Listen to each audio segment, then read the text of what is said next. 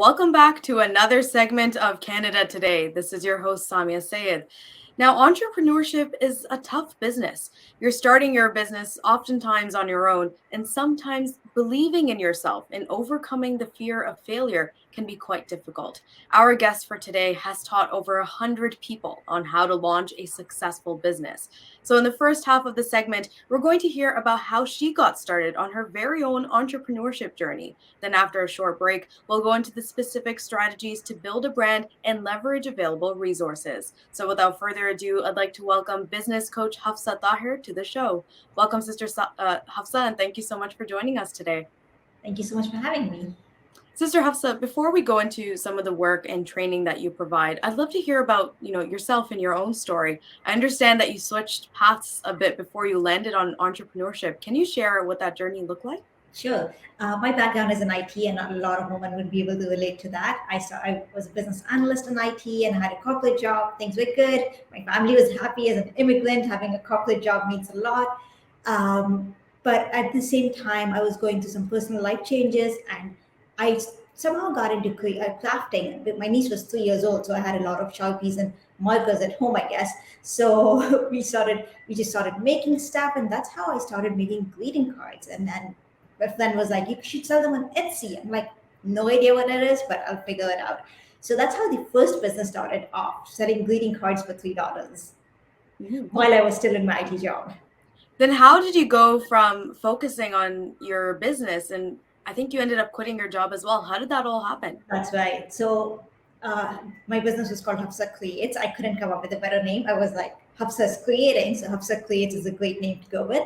And greeting cards, and then I was expanding into coffee mugs, and then I was expanding into sublimation, which is actually printing custom mugs, custom onesies, and I was doing all of that for my bedroom. And after about 5 years into business, I was like, you know what? The only way to take it to the next level is by giving it time. When I'm not giving it time, and I won't see it grow. So that's when I took a year sabbatical from my full-time job just to make my family happy. I'm like, I'm not quitting. I'm just going to take a year off and see where this goes. But I did have the intention to quit, just between us. But but I did end up quitting my full-time job and making my product business a full-time thing. And at that time, I was selling on Etsy. For those of you that are familiar, that are the product businesses, Etsy and Shopify, and also retailing to and wholesaling and retailing to stores across US, Canada, UK, South Africa, Dubai, and a whole bunch of other countries, Australia, and a whole bunch of other countries. I think some people can relate, but that's it's a big jump going from taking a sabbatical, focusing on your business, and then deciding to quit your job. What are some of the obstacles you'd say that you faced throughout this process? The number one was, what will people say? I think that's something that a lot of people can relate to. It's like when you have a good job, quote unquote, a secure job, and you're like, I want to throw all of that away and go into something that's sounds wishful thinking, like a business and something with like that's nobody's done. Maybe you don't have a history of business owners in your family, maybe.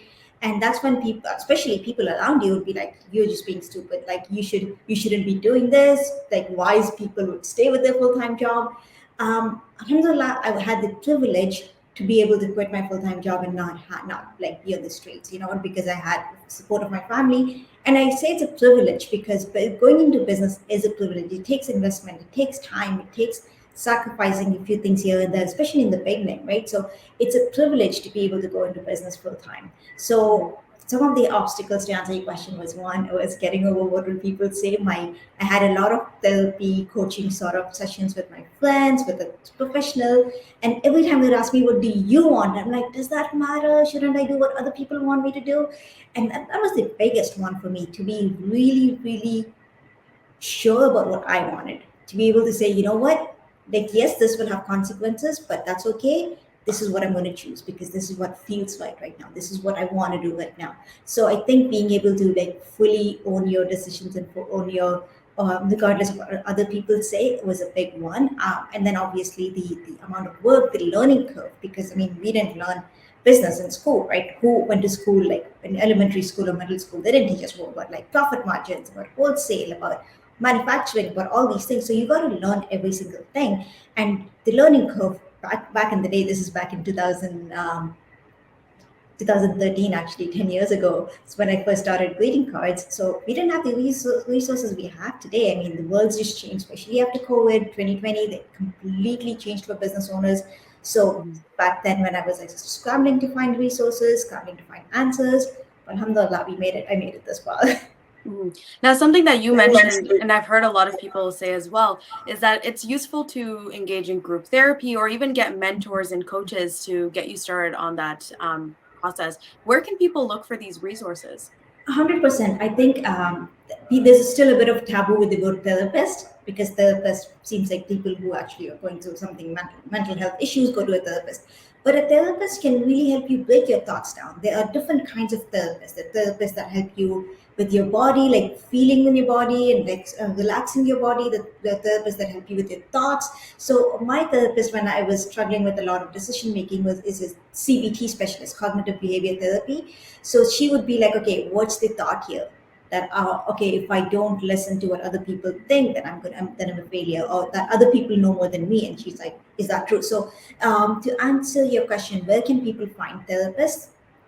I think a Google search is probably the fastest way to get started, because sometimes we do want someone not from our community, not from our Facebook friends, right? Mhm. Sometimes we want that anonymity. So starting off with the Google search and kind of looking at reviews, and you know what, like finding a good therapist is like finding a friend in some ways, because you got to have that relationship, but you don't like quit ship, like jump ship too early.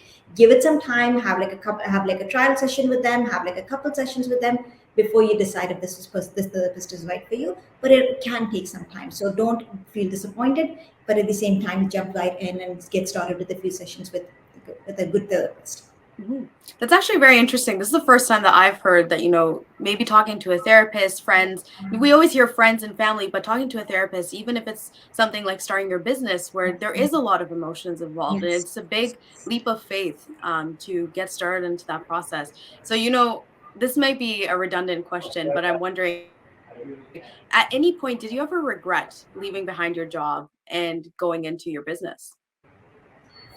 No, I have absolutely no regrets. I mean, honestly, like when you look back at your life, a lot of people ask you, well, like, what is something you could have done differently? The struggles that I faced, the how I overcame them has made me who I am today. The mistakes that made you, kind of thing, right? So, no, absolutely no regrets. Because business is one thing. It's kind of like relationships and marriage that just changes you, gives you an opportunity to change you for the better or for the worse. Business just challenges every part of you. You got to go out of your comfort zone. It'll challenge your thoughts. It'll challenge your beliefs, and it gives you an opportunity to grow. So the business has made me who I am. Mhm. Now I'm wondering, so you went from IT to entrepreneurship and now you're into coaching. How did that all happen? Where did that next jump come from? Right. So back in 2018, this is before COVID, I was doing really well with my product-based business. I was selling at a bunch of stores in Toronto. There was Carmela in Markham, or Scarborough, and Tower Boutique in Mississauga, Modest Wear in Mississauga. So the whole bunch of places, even in GTA, and of course internationally. The next level was to go to China to like mass print products. And I'm like, that's not what's going to bring me joy. I don't want to be sitting here managing a warehouse of 1,000 half-hourly mugs. That just becomes a job then, right? So I'm like, the whole point was creating custom gifts and being able to see that exchange with the customers at bazaars and events. And so I was like, okay, I don't want to do that. Even though it's like the most logical next step, I kept thinking, what's the next step for me? So after a long time, I like just discovered trying to figure things out, talking to people, I figured, you know what? I can teach people how I got here. So it was like, okay, yes, I don't want to go to the next level up. I don't want it to make it a six figure. I don't want to make it a seven figure, because it just won't bring me any joy. But I can teach people on how I got here, and that's how I became a marketing and Instagram and business coach. Mhm. I'll touch more upon your actual strategies later on in the show. But while going through your page, I loved how you mentioned that not all aspects of growing the business have to be necessarily business related. There's also a lot of self-growth. For you, I think you were saying that it came in the form of reading some books. Yes. So how can people focus on not only growing their business, but also growing themselves? Yes, when you grow your business, you grow you because you are the container for your business. When you expand your mind, when you expand your cup, when you expand the way what you believe is possible for you, your business will grow too. So I don't see this that difference of like working on your business and working on yourself. So there are a lot of ways that people can work on themselves, that the viewers can actually develop themselves in the business. As YouTube is a great resource, podcast is a free resource, books, I mean, Audible subscription gives you one book a month, right? And that's the bare minimum to get started with. And then there is taking courses, and then there is working with experts, working with mentors, working with other business coaches. It just never ending. There's a whole lot of options out there. Mhm. And finally, before we break, you mentioned that you focus on specifically maximizing people's business on Instagram, on the Instagram platform. Why focus just on Instagram? That's a good question. Instagram right now is like the most popular social media platform for, not for the youngest folks that who are probably more on TikTok, but for the ones that are little, maybe like our age group is more on TikTok. And I think Facebook's kind of like even older people, our parents and our uncles and aunts maybe. So depending on who your demographic is, Instagram might be the best place for you to start for your business. And Instagram right now is still pretty popular because we saw what happened with Facebook. The generation that uses it becomes older and older. Instagram is still in. Instagram is easy to learn. Instagram is you don't always have to point and dance like TikTok, right? So like there's so many ways to use Instagram. It's just one of the tools that's available right now. Mhm. And we're going to discuss further how we can best use platforms like Instagram later on, right after our short break. But stay tuned to hear more valuable tips from business coach Hafsa Taher. Welcome back. Just before the break, we were discussing Sister Hafsa's own journey towards coaching and mentoring. And now that we're ready to get into the specifics on how entrepreneurs can grow their brand. So Sister Hafsa, this next question is a big one, but I think it's also a very big basic question. But how can entrepreneurs get everything started? How do they make their dream into a reality? There's a saying that says, when you can't see the entire staircase, take the first step. A lot of times people say, okay, I don't know how what I'm doing, I don't know what the big picture is, I don't know how this is going to all look like, so I'm not going to get started until I have the clarity. But it's counterintuitive. It's like when you don't know, when you don't have the full picture, take the first step. So being able to just take the next step, the next step, just baby steps moving forward is going to give you more clarity rather than just sitting around and waiting and hoping the answers will come to you. So the first thing I would tell people to just jump in and get started. There's a quote that says, real artists ship. So like when you're creating something as a handmade artist, as a product creator, the only way to get feedback is by getting it into clients' hands, is by getting it into customers' hands. So by keeping it to yourself, you're not going to get anything moving. So the first step would be to just jump right in, and the more clarity you get is when you actually are doing the work and actually interacting with clients and customers. Mhm. Now you mentioned for yourself that you started on Etsy and Shopify, but how did you start to build that following? How did you leverage those online platforms and build that client base?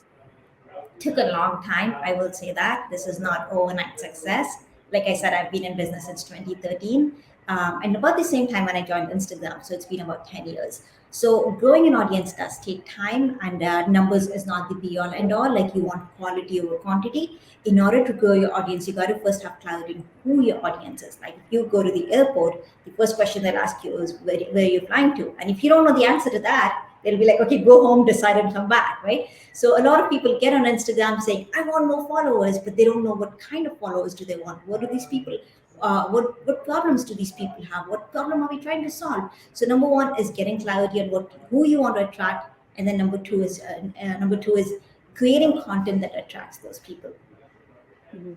And how can people create this content? Like, what are some specific strategies that entrepreneurs can use to really maximize their use of these social media platforms? Yeah, that's a great question because content creation kind of becomes a hamster wheel. Sometimes people are just like, I gotta post, I gotta post, I gotta post, right? So what I teach is being really intentional about what are you posting and why are you posting? What is the goal behind posting this? Because back in the day, I know some of you remember like posting Rumi or like posting sunset was the in thing, right? We would post a picture of a coffee, post sunset, and we're like, I posted on Instagram. But now I would ask you, what was the intention behind it? What did you want your audience to know? What did you want your audience to do with that photo? What did you want them to know about your business, or your personality, or you as a business owner? So being intentional is the key. So really being asking yourself, what am I going to be posting today, and how does this build trust? So really just asking that question for yourself: how does this build trust with my audience? How does it help them get to know me, like me, and trust me? So that just becomes the go-to question for you when you're thinking of posting. Okay, how do I get them to know me, like me, and trust me? So when you are able to answer that question in your content, you're building a relationship with your audience that and ends up in building trust with them. And it comes back to that same point of quality over quantity, especially with content creation. Yeah. Yes. One of the strategies that's become very popular right now that people use to advertise and grow their business is to do popular dances with trending music or even post blogs and outfits of the days. But as Yes. Muslim women, we might be a little bit more hesitant to use the same strategies. It can go against our morals and our beliefs. So, how can we as Muslim women still be successful and make the most of social media platforms while not using these specific trends? I think it's really important to remember, where does your risk come from? Where does money come from? It comes from Allah subhanahu wa ta'ala. He is the source of everything, right? When you remember He's the source, not your clients, not TikTok, not Instagram, not your reels, they are not the source, right? Your clients can be a channel that the risk is coming through, but they are not the source. So when you stop pleasing your clients, when you stop pleasing your followers, you're able to connect back to the real source, which is Allah subhanahu wa ta'ala, and focus on Him, focus on pleasing Him, doing what pleases Him. Because at the end of the day, we as Muslims, we believe that we have to stand in front of Him on the day of judgment and answer to what we did and how we did it. So keeping that in mind, knowing that risk comes from Him, and He isn't He Allah subhanahu wa ta'ala is a razak. He's the sustainer, He's the provider. He's not putting a condition to be like, okay, the risk only comes to you when you do certain things. These are strategies that some people think work for them, so that's perfectly fine. And you and I can choose based on our values. Okay, based on my values, what am I going to do to either educate my audience, entertain my audience, or inform my audience? And there's so many different ways of doing it. Yes, maybe dancing and doing the TikTok, the dances might get you the followers. But if it doesn't let you sleep in peace, it doesn't give you the peace that you'd be able to stand in front of Allah subhanahu wa ta'ala on the day of judgment, is it worth it? Right? So really just thinking back to, what do you want? What do you believe in? What do you think is good for your akhirah? Because at the end of the day, everything's gonna be counted for on the day of judgment. So asking yourself, what is going to count for on the day of judgment? Is this going to be counted for me or against me, right? And then coming back to your business and being like, okay, Allah is going to provide for me. I have to tie my camel and put my trust in Allah. But when you have these values in your mind, you are able to be grounded in who's supporting you, who's providing for you, and be able to take action and tie your camel in the ways that are pleasing to Him. And I think this next question actually relates to this previous one. But sometimes there is this feeling that, maybe being a visible Muslim or even holding a Muslim identity can hold our business back. If someone came up to you and said this, what advice would you give them? I wouldn't. Okay, so I would have them question, what does holding back even mean? Because sometimes we take a look at other people's outward success and assume they are successful, right? Because as believers, we believe in the unseen, right? That's such a huge part of our belief, is that the belief in the unseen. The belief in the unseen is things like, is Allah pleased with you? Is your risk halal? Are you earning risk by pleasing Him? Is there barakah in your sustenance, right? Like, there is a lot of ways. I mean, you could win a lottery, and there could be people who are saying, well, just because Muslims can't play lottery, we are behind, right? Maybe we are not as rich as other people because we don't take interest, we don't do things that don't fall in our values. Are we behind? I don't know, right? Because that's when I have them question, like, what is the compass here? What is the parameters here that you are you are defining success by, because as Muslims we believe in the seen and we believe in the unseen. There's two components, one is visible, the other is not. So keeping the dunya paradigm in view and the akhirah paradigm in view gives you a new definition of what success means, or who's behind and who's ahead. Mhm. On that note, then, what do you think are some of the biggest mistakes that you see entrepreneurs, especially Muslim entrepreneurs, making, whether it's when they've started their business or even when they've made significant headway into their journey? I think some of the biggest mistakes people make. One would be I think self sabotage, where when you have had some success and it just happens, and you're like, okay, this doesn't feel right. I feel like an imposter. Okay, something feels wrong. That all that imposter syndrome comes up. So being aware that this is going to come up, and at every level there is going to be a new level, a new thought, a new mindset that you got to break through. So being able to constantly be a work in progress, because as Sheikh Muhammad al-Sharif, one of my mentors, Rahimullah, he said it, either you're growing or you're dying, right? So being as Muslims, we got to be constantly working on ourselves, constantly moving beyond who we were yesterday. And it's always me versus me, not me versus other people. So I would say some of the biggest mistakes, or not mistakes, but I would say roadblocks to kind of keep in mind is never thinking that you've done enough or you've learned enough. There's always more to grow, there's always more to learn. And also something that I feel very passionate about is giving back to the community. I think that this is something, when you are successful and when you're doing well, something that you get too busy in your own world, you get too busy in your own business, and you forget to take care of the community or give back to the community, and maybe and helping other entrepreneurs who are struggling as you were at one point. So keeping in mind to always give back to the community is something that I personally believe in. On that note of giving back to the community, this next question fits right in then. As I mentioned previously, entrepreneurship can be a tough business. What is some words of wisdom or even encouragement that you can share with our audience today on how they can get started on that dream and follow it all the way through? That's a great question. Surrounding yourself with people that inspire you is a big one. They say surround yourself with people who feel like sunshine. Whether sometimes you got to pay to be in these platforms, sometimes you have to be paid to be on these tables. Sometimes you do. Sometimes finding friends that inspire you, or making new friends, or joining groups that with are people that inspire you is a big one, because you're able to see the people like you that are achieving the goals, achieving the dreams, achieving the success that you dream of. They're just like me. They're Muslims, they're hijabis, maybe, right? So surrounding people that look like you and are inspirational to you is a good one. Also, like you said, Stefania, like business can be daunting. I would highly recommend getting a therapist. There's a lot of ups and downs. Having a good support system, a therapist, and maybe like friends who are in the same